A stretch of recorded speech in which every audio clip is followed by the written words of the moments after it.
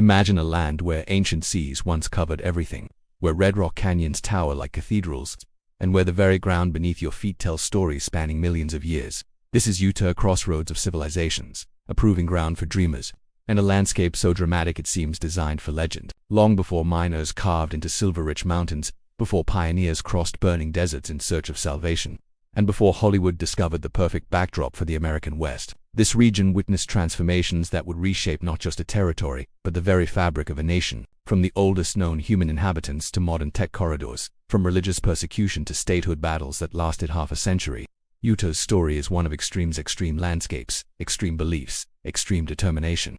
Stand at the edge of the Great Salt Lake today, where water meets sky in an otherworldly haze, and you're standing at the culmination of 15,000 years of human ambition, survival, and reinvention. The human story of Utah begins not in centuries but in millennia. Archaeological evidence places Paleo-Indian peoples in the region as early as 13,000 BCE, following massive Ice Age mammals across a landscape radically different from today. These earliest inhabitants tracked mammoth and ancient bison through valleys that would one day become desolate salt flats, hunting along the shores of Lake Bonneville, a freshwater giant that once covered nearly 20,000 square miles, 10 times larger than its modern remnant, the Great Salt Lake. As the climate warmed and megafauna vanished, these ancient peoples adapted with remarkable ingenuity, developing the desert archaic culture around 8000 BC. They learned to harvest pine nuts, hunt smaller game, and create sophisticated basketry techniques that would influence cultures for thousands of years to come. By 500 CE, two distinct cultural traditions had emerged that would dominate the region for over a millennium. The Fremont culture occupied the northern regions, developing a unique blend of farming and hunting-gathering strategies perfectly adapted to Utah's challenging environment. They built pit houses dug into the earth for insulation, created distinctive clay figurines with trapezoidal bodies, and left behind rock art that still puzzles archaeologists today: mysterious panels showing broad-shouldered figures, bighorn sheep, and geometric patterns whose meanings remain tantalizingly unclear.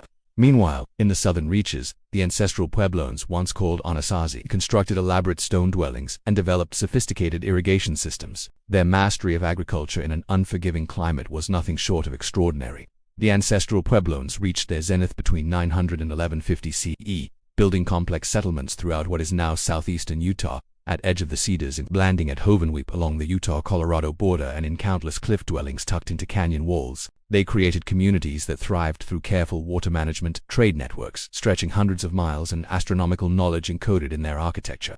Their pottery evolved from simple utility to artistic expression, with black-on-white designs of increasing complexity. They wove cotton textiles, crafted turquoise jewelry, and imported shells from the Pacific coast and macaw feathers from Mexico. Evidence of far-reaching trade connections that made these canyon communities true cosmopolitans of their age. Then, around 1300 CE, something changed. Within just a few generations, both the Fremont and ancestral Puebloan peoples abandoned their settlements across Utah. The reasons remain debated: prolonged drought, resource depletion, warfare, or perhaps a combination, pushing already stressed societies past their breaking point. What's certain is that they didn't simply vanish. They migrated, merged with other groups, and became ancestors to modern Pueblo peoples who would preserve cultural memories of these ancient homelands for centuries. The cliff dwellings remained, empty monuments to disappeared civilizations, waiting silently for new peoples to arrive. Those new peoples came in waves. The Numix-speaking groups Ute Paiute and Shoshone moved into the region between 1200 and 1500 CE, filling the vacuum left by earlier cultures. The Ute people, from whom Utah would eventually take its name, dominated the central and eastern portions of the territory. They were superb horsemen after Spanish horses reached them in the early 1600s, transforming their entire way of life. The Ute developed a semi-nomadic lifestyle, following seasonal patterns that maximized the resources of varied ecosystems, fishing in mountain streams during summer, hunting elk in forests during fall, gathering pine nuts in foothills, and retreating to warmer valleys in winter. Their knowledge of the land was encyclopedic. They knew which plants healed wounds, which roots provided food during lean times, and how to find water in landscapes that seemed to offer none. The southern Paiute occupied the southwestern regions, including the area that would become St. George and the spectacular canyon country. They developed an intricate understanding of desert survival, harvesting agave, mesquite beans, and cactus fruit, hunting rabbits and bighorn sheep, and maintaining complex family bands that cooperated during communal hunts and seasonal gatherings. The Goshet band of Shoshone people lived in the harsh western desert, perhaps the most challenging environment in all of Utah, developing survival strategies that allowed them to thrive where others saw only wasteland. The Navajo, arriving from the north around 1400, settled in the southeastern corner, bringing traditions of weaving and a rich oral history that would intertwine with the landscape itself. For these peoples, The land wasn't merely a resource, it was alive with sacred significance. Certain mountains housed powerful spirits, hot springs provided healing, rock art sites served as places of power where shamans conducted ceremonies connecting physical and spiritual worlds. The Ute told stories of how coyote and wolf shaped the world, how the mountains came to be, and why certain places demanded respect and ritual. This spiritual geography would collide dramatically with the beliefs of European newcomers who saw the same landscape through entirely different eyes as obstacles to overcome, resources to exploit, and empty spaces awaiting civilization. The first Europeans to see Utah came seeking something that didn't exist. Spanish explorers and missionaries had heard persistent rumors of a great waterway, the San Buenaventura River, supposedly flowing from the Rocky Mountains westward to the Pacific Ocean, a natural highway for colonization and trade. In reality, no such river existed, but the fantasy proved powerful enough to draw expeditions into the unknown interior. In 1776, the same year, American colonists declared independence on the distant Atlantic coast to Franciscan priests Francisco Atanasio Dominguez and Silvestre Valles de Escalante lead an expedition northward from Santa Fe, hoping to establish a route to the missions of California. The Dominguez-Escalante expedition entered what is now Utah in September 1776, becoming the first Europeans to extensively explore and document the region. They traveled through the Uinta Basin, marveling at and sometimes struggling through terrain unlike anything in their experience. They encountered Ute peoples who proved both helpful and wary, providing guidance while making clear that this was their territory. The expedition reached Utah Lake in late September, noting the abundance of fish and the communities of native peoples living along its shores. They called it Laguna de los Timpanogos after the Ute band living there. The priests celebrated Mass, planted crosses, and took formal possession of the land for Spain, a gesture that meant everything to European law and absolutely nothing to the people who actually lived there. Winter weather and dwindling supplies forced the expedition to turn back before reaching California, but they had opened a route, the Spanish Trail, that would become increasingly important. They left behind detailed journals describing the landscape, the peoples they encountered, and the potential they saw for future colonization. Yet Spain, stretched thin across a vast American empire and facing internal challenges, never followed through with significant settlement. For another half-century, Utah remained peripheral to Spanish and later Mexican territory. Visited occasionally by trading expeditions but never colonized, the Spanish Trail became a trade route connecting Santa Fe to Los Angeles, with traders passing through Utah's southern regions exchanging goods and tragically enslaved Native Americans captured by rival tribes and sold to Spanish and Mexican buyers. American trappers began penetrating the region in the 1820s, drawn by fortunes to be made in beaver pelts, feeding an insatiable demand for felt hats in Eastern and European cities. These mountain men, Jim Bridger, Jedediah Smith, Peter Skeen Ogden, and others, became the first Americans to extensively explore Utah. In 1824 or 1825, accounts vary. Jim Bridger likely became the first American to see the Great Salt Lake, initially believing he had reached the Pacific Ocean until he tasted the water and discovered its shocking salinity. These trappers traveled light, lived rough, and often integrated into Native American communities, learning indigenous roots, survival techniques, and languages. Their annual rendezvous hoods gatherings, where trappers met with trading companies to exchange furs for supplies, became legendary events of commerce, debauchery, and storytelling. Jedediah Smith crossed Utah multiple times between 1826 and 1829, blazing trails and surviving incredible hardships. His party suffered devastating Mojave attacks, desert crossings where men drank their own urine to survive, and confrontations with Mexican authorities in California who were deeply suspicious of American intentions. Smith's explorations proved that overland routes to California were possible, though brutally difficult, information that would prove invaluable to later emigrants. These mountain men were unwitting advance agents of American expansion, mapping territory, establishing relationships, and demonstrating that Americans could survive and operate in regions previously controlled by Spain, Mexico, and indigenous nations. By the 1840s, the beaver trade had collapsed, overhunting had decimated populations, and fashion had moved on from beaver felt to silk hats. The mountain men faded into history or found new roles as guides for emigrant wagon trains, but their maps, their knowledge, and their trails remained.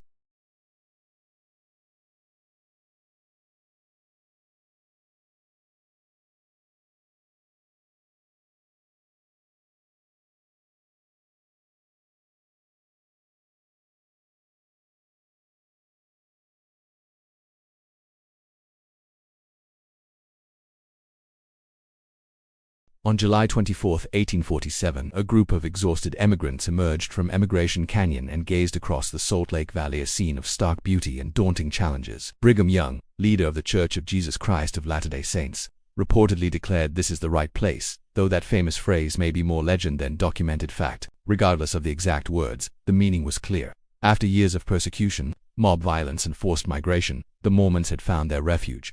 They had traveled over 1,300 miles from Nauvoo, Illinois, seeking isolation in Mexican territory where they could build a religious community beyond the reach of hostile governments and vigilante violence that had already cost the life of their founder, Joseph Smith, murdered by a mob in 1844. The Pioneer Company of 1847 numbered just 148 people, including 3 enslaved African Americans and 2 women who made the entire journey. They arrived too late for spring planting but immediately set to work with systematic determination that would characterize Mormon colonization. Within hours of arrival they had begun plowing and planting, diverting water from City Creek for irrigation. Brigham Young, recovering from mountain fever, planned the city from his wagon bed, a grid system with wide streets, large blocks, and a central temple site. This wasn't random settlement. It was planned colonization on a grand scale, with surveys, property assignments, and communal organization designed to build a theocratic society. That first winter tested them severely. Supplies ran low, hunger became constant, and the crude log fort offered little protection from bitter cold. But they survived, and in 1848, thousands more arrived by year's end. Over 5,000 saints had made the journey. They faced immediate disaster when crickets descended on their crops in biblical proportions, threatening starvation. The arrival of seagulls that devoured the insects became enshrined in Mormon history as divine intervention. The miracle of the gulls, though pragmatically the settlers also fought the infestation with fire, water, and desperate manual labor. They harvested what survived, gathered wild plants, and imposed strict rationing to make it through another winter. What followed was one of history's most ambitious colonization efforts. Brigham Young implemented a system of calls, essentially mission assignments where members were directed to establish settlements throughout the Great Basin. Between 1847 and 1877, the church sent out hundreds of these colonizing missions, establishing over 350 settlements across present-day Utah, Idaho, Nevada, Arizona, Wyoming, and California. These weren't random migrations. They were planned operations with specific goals: agricultural communities to feed growing populations, mining camps to extract resources, way stations along emigrant routes, and strategic locations to expand Mormon influence. Provo was settled in 1849, Ogden in 1850, and settlements spread rapidly along the Wasatch Front and into outlying valleys. The settlers faced crushing challenges. Water was scarce and required elaborate irrigation systems. Timber was limited and had to be hauled from distant mountains. The growing season was short at higher elevations. Native resistance fled as Mormon settlements disrupted traditional hunting and gathering territories. Yet the Mormons possessed advantages that enabled success where others had failed: communal organization, centralized direction, religious motivation, and a willingness to stay and improve land rather than extract resources and move on. They built irrigation canals collectively, shared resources during scarcity, and subordinated individual interests to community survival. Tithing provided capital for communal projects. The Perpetual Emigration Fund helped bring poor converts from Europe, providing labor for expansion. Mormon-Native American relations were complex and contradictory.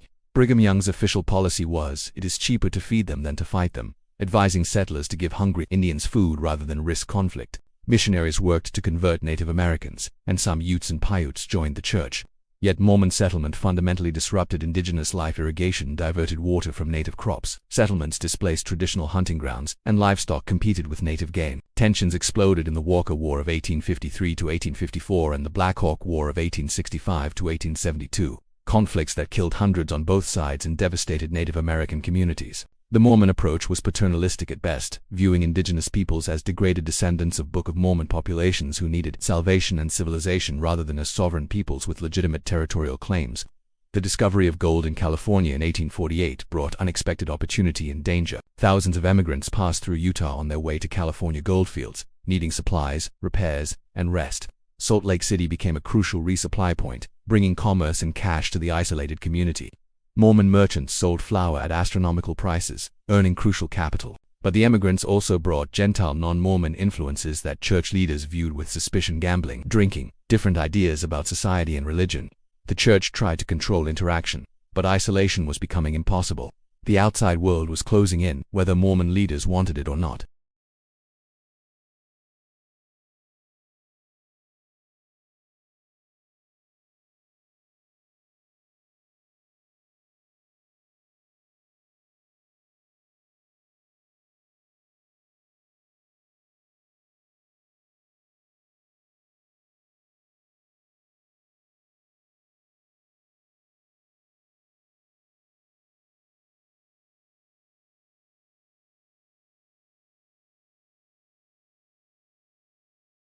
It was an audacious claim to sovereignty over a vast territory that the saints had only just begun to colonize.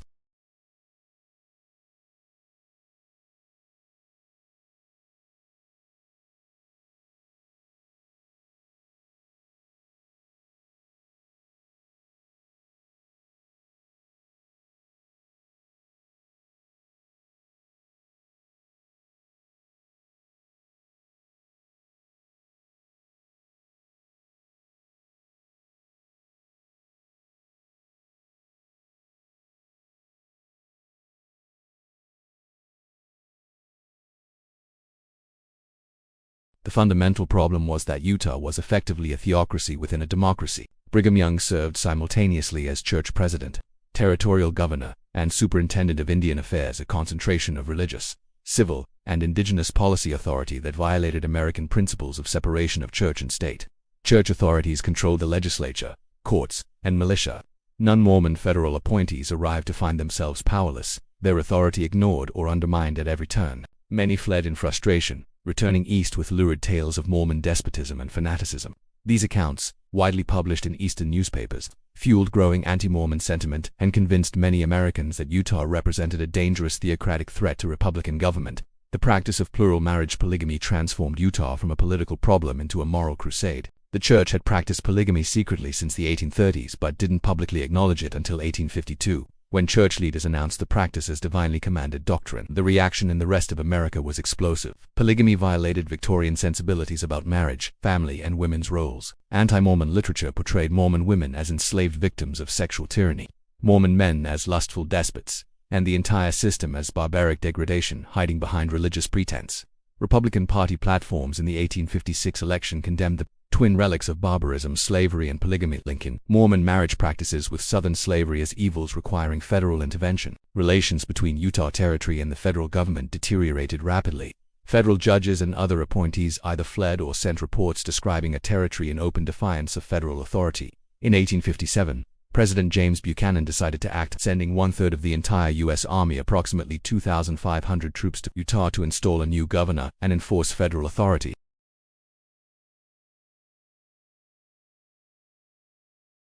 Brigham Young declared martial law, mobilized the Nauvoo Legion militia, and vowed to resist invasion. Mormon militia units harassed the approaching army, burning supply wagons, stampeding livestock, and conducting guerrilla operations that delayed the expedition and forced it to winter in Wyoming.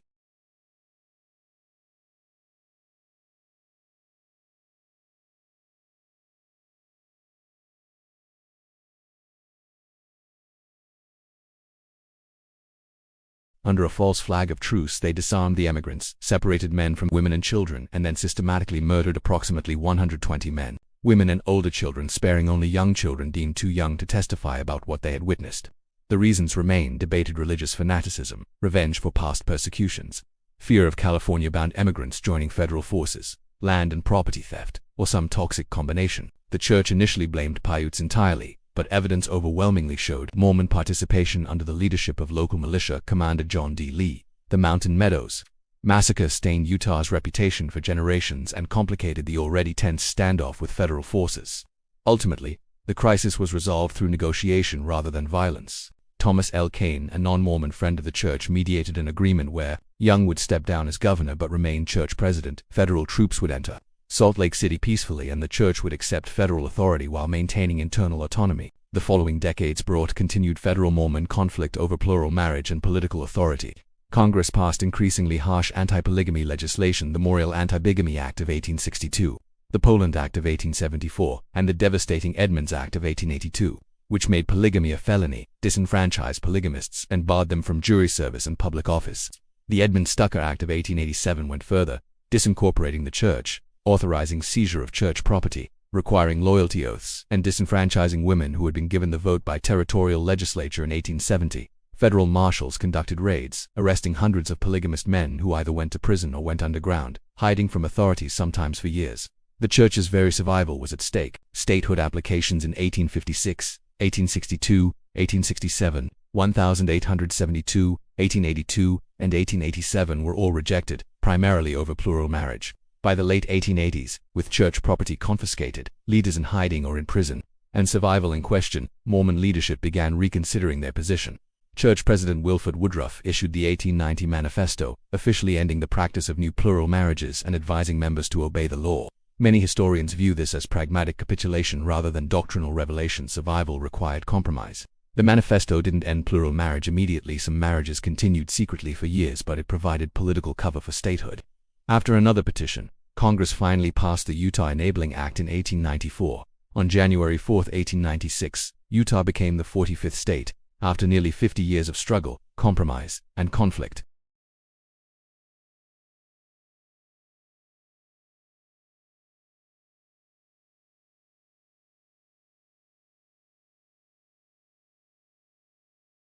but mineral wealth proved impossible to ignore. Soldiers at Camp Floyd discovered silver in the mountains west of Utah Lake in 1858, triggering the first mining rush. The discovery of incredibly rich silver deposits at the Emma Mine, the Ontario Mine, and hundreds of others in the Wasatch Mountains made fortunes for investors, created boomtowns, and attracted thousands of non-Mormon miners.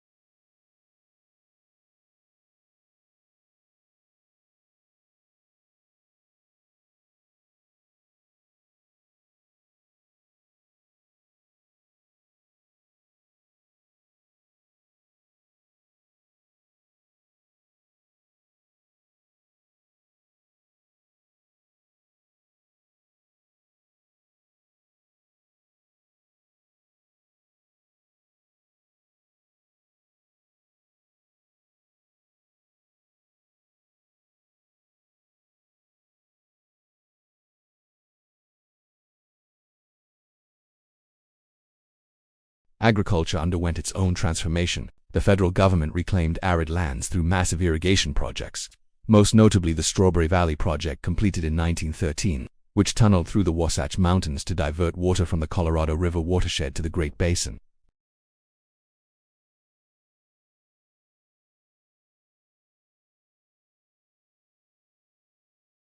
Sugar beets became a major crop enabled by church-backed sugar factories. Cattle and sheep ranching expanded, leading to range wars between cattlemen and sheepherders, conflicts that occasionally turned violent and became the stuff of regional legend. By the early 20th century, Utah's economy had diversified dramatically from its pioneer roots.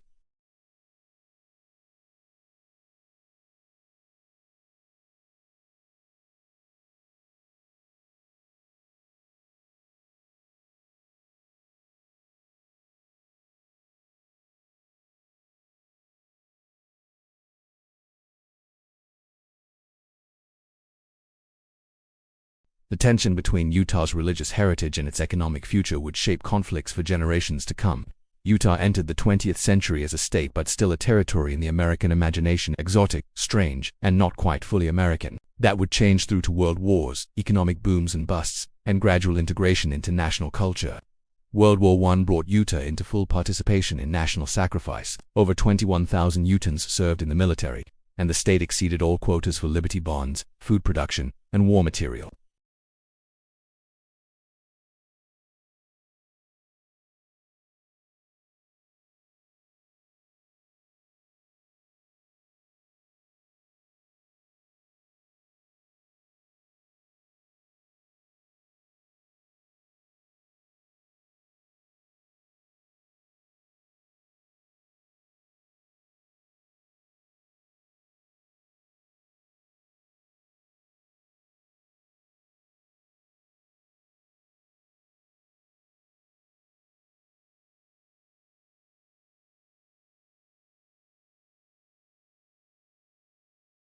By the late 1920s, however, the Klan's influence waned amid scandals and opposition from both Mormon and non-Mormon civic leaders who found the organization's methods repugnant.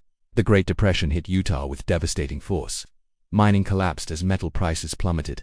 Agriculture suffered from falling crop prices and drought. By 1933, unemployment reached 35%, higher than the national average.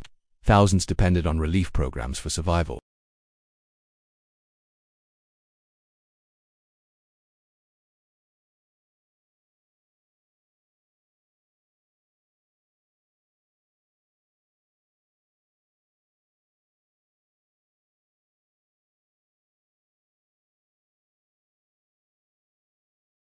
The federal government became a major presence in Utah's economy, a development with lasting implications.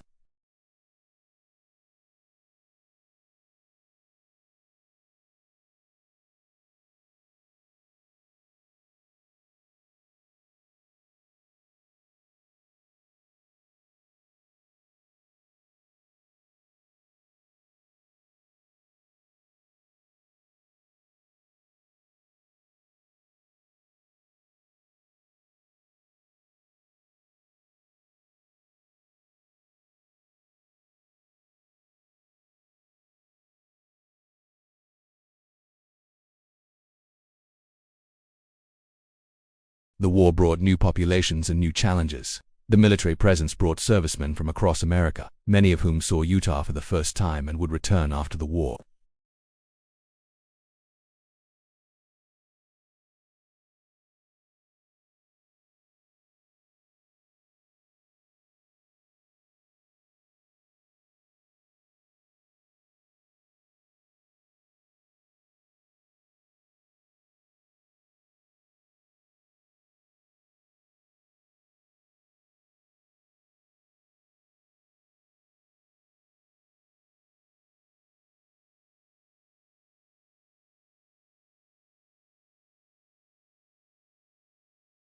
The University of Utah and Utah State University grew dramatically, transitioning from small regional institutions to major research universities.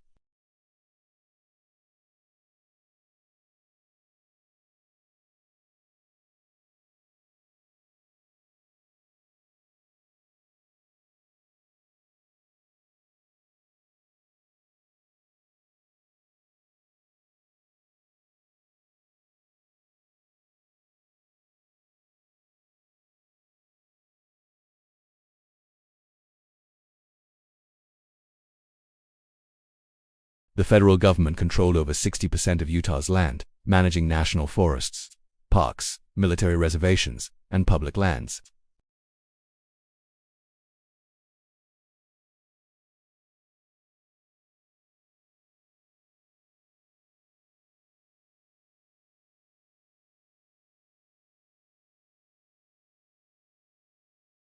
The civil rights, environment, and modern conflicts. The civil rights movement affected Utah differently than the South, but no less profoundly.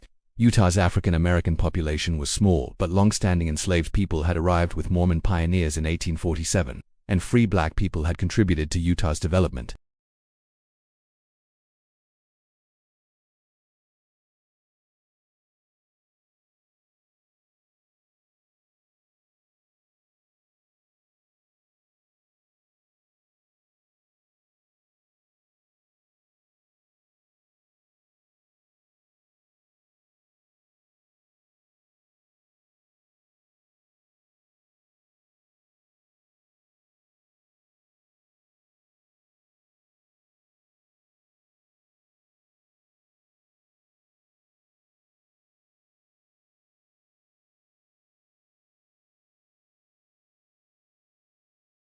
Progress was real, but incomplete. De facto segregation persisted. Economic inequality remained, and police relations with minority communities were often tense. The 1978 LDS Church revelation extending priesthood to all worthy male members regardless of race removed one barrier. Though the Church's history on race remained controversial, the environmental movement transformed Utah's political landscape in ways still unfolding. Utah's spectacular landscapes, 5 national parks, dozens of state parks, millions of acres of public land attracted growing numbers of tourists and recreationists, but these same lands held resources that energy companies, mining corporations, and ranchers wanted to exploit. The conflicts became defining features of Utah politics.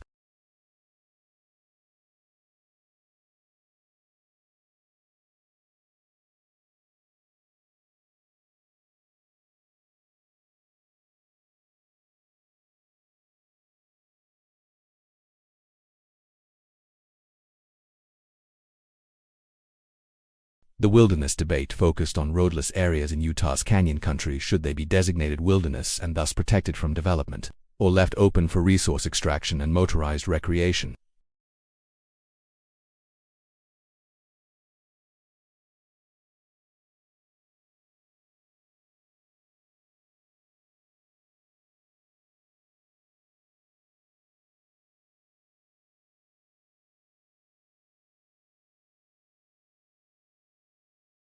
But in raging Utah political leaders who viewed it as federal arrogance imposed without local consent.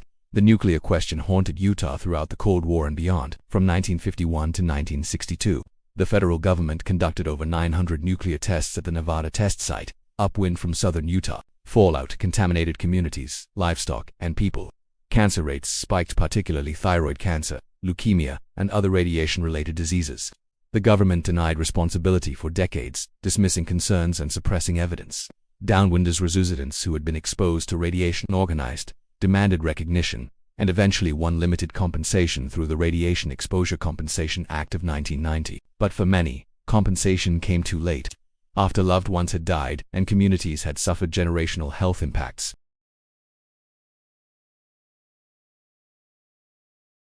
Sex education debates divided communities. Evolution versus creationism. Battles played out in school board meetings.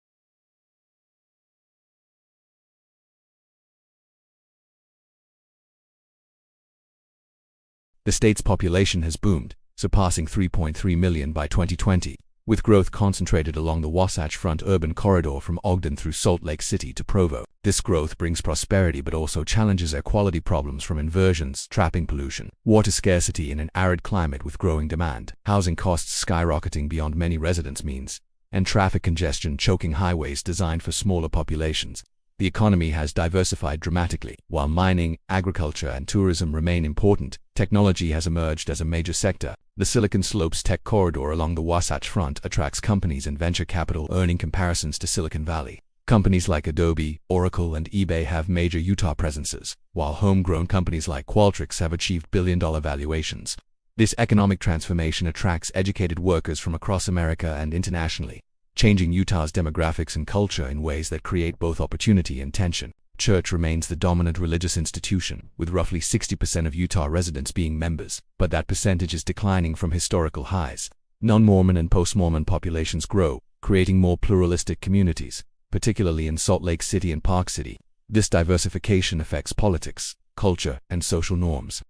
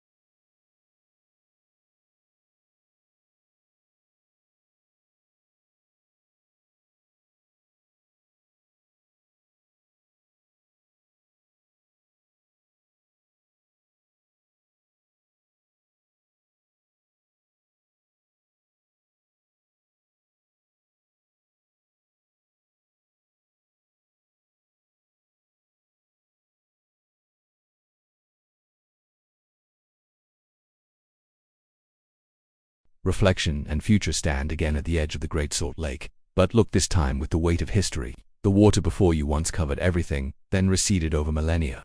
Indigenous peoples thrived here for 10,000 years, adapting to changes with knowledge passed through generations. European exploration brought new diseases, new technologies, and new systems of ownership that disrupted ancient patterns. Mormon pioneers arrived seeking refuge, determined to make the desert bloom through faith and collective effort. They succeeded beyond their founders' dreams, building a society that has endured and evolved through staggering transformations. The conflicts that defined Utah's past between indigenous rights and settler colonialism, between theocracy and democracy, between resource extraction and conservation, between religious tradition and secular modernity remain very much alive in the present.